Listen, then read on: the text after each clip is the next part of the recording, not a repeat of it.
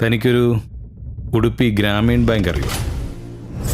Udupi Gramin bank നമ്മുടെ കേരളത്തിൽ തുടങ്ങുന്നത് 3 ബ്രാഞ്ചുകളാണ്. The first one is at Kasaragod Bedakam.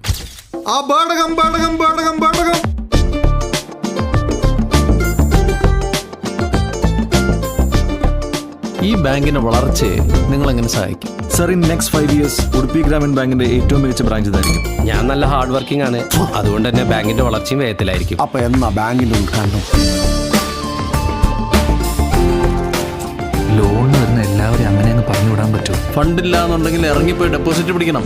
ഒരു 2 ലക്ഷം രൂപയെങ്കിലും ഇല്ലെങ്കിൽ എല്ലാവരും ജോലിയുടെ കാര്യങ്ങൾ മറന്നേക്ക് കേട്ടോ. എന്ത് സഹായം വേണം?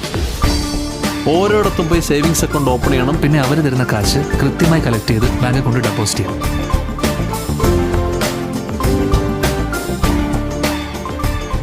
ഒരു 1 ലക്ഷം രൂപ ട്രാൻസ്ഫർ ചെയ്യാനുണ്ടായിരുന്നു.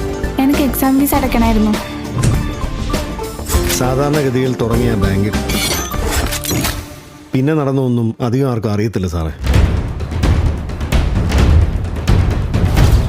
എന്താ നിന്റെ പ്രശ്നം? ഞങ്ങൾ എല്ലാവരുടെയും ജോലിയുടെ പ്രശ്നമാണ്. നിങ്ങൾ ആരെയാ പേടിക്കുന്നത്? ദയവ് ചെയ്ത് ഇത് പുറത്ത് പറയരുത്.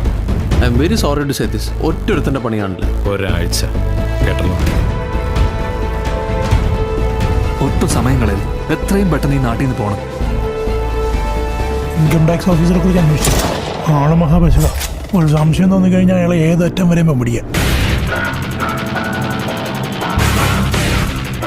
ഇനി ഇവിടെ എന്തൊക്കെ സംഭവിച്ചാലും ഷാനവാസ് ഈ കേസ് നമ്മളിലെ അവസാനിപ്പിക്കും.